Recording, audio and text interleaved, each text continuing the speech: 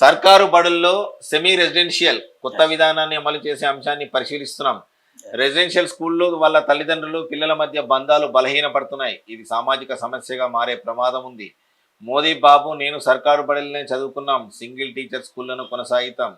CM Revanth 10వ తరగతి 10 GPA సాధించిన విద్యార్థులకు వందే మాతరం ఫౌండేషన్ ప్రతిభా పురస్కారాలు ప్రదానం. అయితే ఇంకొక విషయం అన్న, ఎన్నో మార్పులు జరుగుతున్నాయి దేశంలో. కీలకమైనటువంటి మార్పుల దిశగా కూడా దేశం అడుగులు వేస్తుంది. విద్యా విధానం ఒకటి, వైద్యంలో ఒకటి. ఎక్కడ కూడా ఏ రాజకీయ పార్టీ ఒక స్పష్టత ఇవ్వట్లేదు. ఇవాళ పిల్లల్ని చదివించాలన్నా, లేకుంటే ఎవరైనా మధ్యతరగతి కుటుంబాలు హాస్పిటల్ వెళ్ళాలన్నా లక్షల్లో డబ్బులు ఖర్చు అయ్యే పరిస్థితి మనకు కనిపిస్తూ ఉంది. సో ఇంకా ఎన్ని ప్రభుత్వాలు మారితే కనుక ఈ విధి విధానాల్లో మార్పులు రావచ్చు. ఇప్పుడు రేవంత్ రెడ్డి గారు ఈ తీసుకుంటున్నటువంటి నిర్ణయం డిస్కషన్ అనేటువంటిది నిజంగా అది శుభ పరిణామం. గతంలో ఎంతవరకు ఇంప్లిమెంటేషన్ అవుతుంది?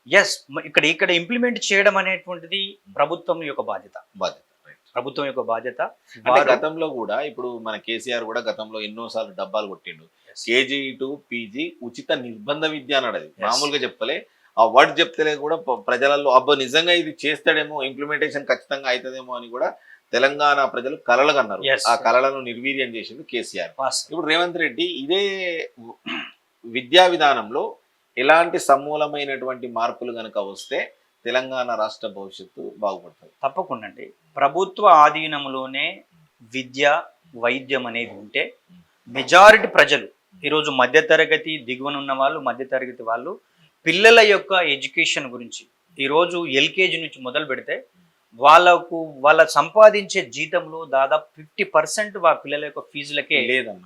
100% దాటి ఒక ఎంబీబీఎస్ సీట్ కావాలంటే మీరు తప్పు చెప్పారు. 50% కోటి పైన నేనేమంటున్నాను, వీళ్ళు బతకడమే కష్టం. ఇప్పుడు ఈ జీవితం ఎట్లయితుందంటే ఇద్దరు పిల్లలు ఉన్నారు, ఆడపిల్ల మగపిల్ల. వాళ్ళిద్దరిని చదివించడానికి వీళ్ళ మధ్యతరగతి కుటుంబాలలో వాళ్ళ జీవితం సరిపోతలేదు. నేను వాళ్ళ జీవితం ఇప్పుడు ఒకటి అంటున్నా, ఈ తెలంగాణలో కానీ దేశంలో కానీ విద్యా విధానం అనేది ఒకే విధంగా ఉండాలి, ఒకే సిలబస్ ఉండాలి.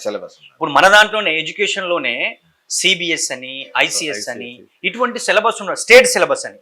ఈ రోజు ఏమైతుందంటే స్టేట్ సిలబస్ చదివేటువంటి పిల్లలు పేద వర్గాలు, బస్తీల నుంచి, గల్లీ నుంచి వచ్చే వాళ్ళు వెళ్తున్నారు. ఇప్పుడు ఈ సిబిఎస్ఈ సిలబస్ కి బయట ఎంత ఫీజెస్ అంటే అసలు మీరన్నట్టు ఎక్కువ మొత్తం ఎడ్యుకేషన్కే పెట్టాల్సినటువంటి పరిస్థితి ఏర్పడ్డది. దీన్ని అధికించుకుంటే ప్రభుత్వ ఆధీనంలోనే ఇంగ్లీష్ ఎడ్యుకేషన్తో పాటు వాళ్ళకు ఎవరైతే రెసిడెన్షియల్ కూడా ఉండడం వల్ల వాళ్ళు పిల్లలు అక్కడ ఉండి చదువుకునేటువంటి అవకాశం ఉంటుంది. సరే, మిగతా కొంత పర్సంటేజు బాగా ధనవంతులైనటువంటి పిల్లలు ఇంట్లోనే చదివిస్తున్నారు, ఇంట్లో టీచర్ పెడుతున్నారు, లేకపోతే వాళ్ళకు దగ్గర ఉండేటువంటి ఢిల్లీ ఇది పెద్ద పెద్ద స్కూళ్ళలో చదివిస్తున్నారు. నేనేమంటున్నా అంటే ఎడ్యుకేషన్ అనేటువంటి విధానంలో ఒకే విద్యా విధానం ఉండడం వల్ల అందులో ప్రతిభ కలిగేటువంటి విద్యార్థులు రావడానికి అవకాశం ఉంటుంది. మీరు అన్నట్టు ఈరోజు ఎంబీబీఎస్ సీట్ అంటే 1,50,00,000 2 కోట్లు ఉండేటువంటి పరిస్థితి ఉంది. అటువంటిది ఉండకుండా ఉండాలి. అంటే ఇప్పుడు నీట్ గురించి చర్చ జరుగుతుంది. నీట్ గురించి చర్చలో ఈ ఎగ్జామ్ సంబంధించి ఏ రాష్ట్రంలో భాష ఉంది, ఒక సామాన్యమైన వ్యక్తి నీట్ రాయించి వాళ్ళకు పాపకు గాని బాబుకు గాని సీట్ రాకపోతే 1.5 నుంచి 2 కోట్లు పెట్టే అవకాశం ఉందా? అది దాదాపు ఒక 1 ప్యాకేజ్. ఇప్పుడు ఒకటండి, 2 కోట్లు 3 కోట్లు పెట్టి చదువుకునే ఎంబీబీఎస్ అతను పరిపూర్ణమైన డాక్టర్గా తయారు ఎక్కడ అవుతాడు అనేది కూడా మనం ఆలోచన చేయాలి. ఇక్కడ ఏంటంటే సీట్లు కొనుక్కోవడం కాదు, వాళ్ళకు అవసరం అనుకుంటే వేరే దేశాలలో ఏ విధంగా ఎడ్యుకేషన్ డెవలప్ అయింది, వాళ్ళు ఏ విధమైనటువంటి కొత్త ఆవిష్కరణలు చేస్తూ ఉన్నారు. ఈరోజు అమెరికా లాంటి దేశాల్లో ఎందుకు నోబెల్ బహుమతులు వస్తూ ఉన్నాయి, మన దగ్గర ఎందుకు వస్తలేవంటే మన విద్యా విధానం మార్పు జరగాల్సినటువంటి అవసరం ఉంది. మన ఎడ్యుకేషన్ సిస్టమ్ మార్చాలి. ఈ రోజు అట్లా మార్చడం వల్లనే ఇంకొక విషయం గవర్నమెంట్ కూడా ఏమంటుందనంటే, మేము కూడా గవర్నమెంట్ స్కూళ్ళలో ఇంగ్లీష్ మీడియం పెట్టినాము, అక్కడ కూడా బ్రహ్మాండమైన నాణ్యమైనటువంటి ఉపాధ్యాయులచే విద్యను అందించబడుతుంది, ఆ నాణ్యమైన విద్య అందిస్తున్నాము అని చెప్పేసి వాళ్ళు చెప్తున్నారు. మళ్ళా వీళ్ళు చెప్పినవి కూడా కొన్ని కరెక్టే అనిపించి వేరే అంటే మామూలు మధ్యతరగతి వాళ్ళ పిల్లలు అక్కడ ఆ గవర్నమెంట్ స్కూల్లో ఎందుకు చేర్పించలేకపోతున్నారు? గవర్నమెంట్ మీద నమ్మకం లేదా, లేక అక్కడ బోధించే టీచర్స్?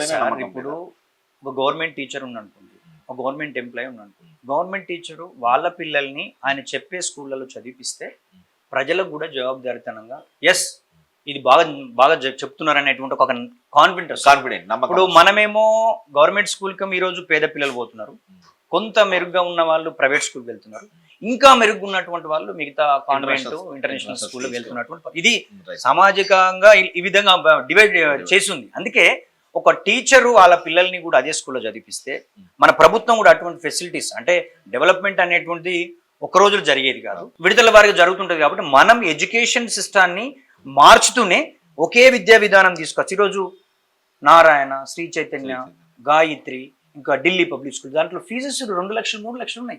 అంటే ప్రభుత్వమే ఫీజు నియంత్రణ తీసుకొచ్చి వాళ్ళు ఇచ్చినటువంటి ఇన్ఫ్రాస్ట్రక్చర్, వాళ్ళు చెబుతున్నటువంటి విధానానికి సంబంధించి ప్రభుత్వం తప్పకుండా ఒక ఫీజు నియంత్రణ చట్టం తీసుకురావాల్సినటువంటి అవసరం ఉంటుంది.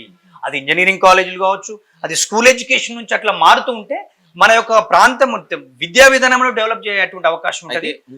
ఇంకొక క్లారిటీ విషయం ఏంటంటే బయట దేశాలకు మన దేశానికి కనుక చూస్తే బయట దేశంలో government hospitals and government schools తప్ప ప్రైవేట్ కి ఎక్కడ స్కోప్ ఉండదు, ప్రైవేట్ వాళ్ళకి అనుమతి అనేది లేదు.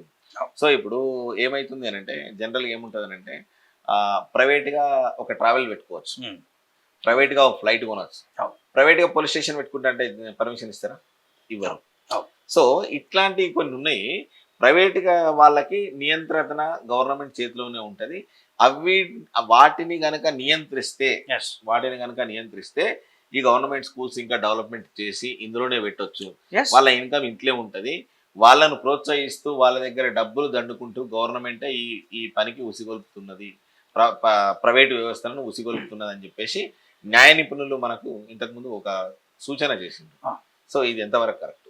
ఇప్పుడు పాలక వర్గాలు మన ప్రజలతో ఎన్నికైన వాళ్ళు ప్రజాప్రతినిధులు కాబట్టి నిరంతరంగా పాలక వర్గానికి ప్రజల నుంచి పౌర సమాజం నుంచి ప్రశ్నించేటువంటి విధంగా ఉండాలి. విద్యా విధానంలో మార్పు రావాలి, ప్రజాస్వామ్య వ్యవస్థలో రాజకీయాలలో మార్పు రావాలి, ప్లస్ మన హెల్త్ ఎడ్యుకేషన్ అనేటువంటి ప్రభుత్వ ఆధీనంలో జరగాలని ఇప్పుడు కాదు, మేము తెలంగాణ ఉద్యమంలో ఉన్నప్పుడు తెలంగాణ రాష్ట్రం వచ్చిన తర్వాత విద్యా వైద్యం అనేది ప్రభుత్వ ఆధీనంలో జరగాలి. చాలా కార్పొరేట్ హాస్పిటల్లో పేద వర్గాలు ఫీజులు కట్టలేనటువంటి పరిస్థితి ఉంటుంది.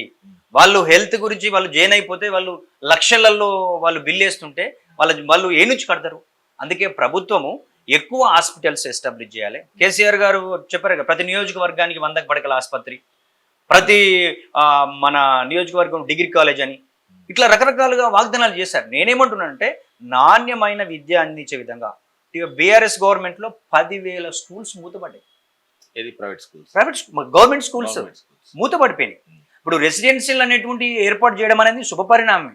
కానీ ఆ పిల్లలకు తగ్గట్టు అక్కడ ఉండేటువంటి స్కూల్స్ని కూడా డెవలప్ చేసి అదే మన ఉద్యోగ నోటిఫికేషన్ చేస్తూ డెవలప్ చేసుకుంటూ వెళ్ళాల్సినటువంటి అవసరం ఉంటుంది.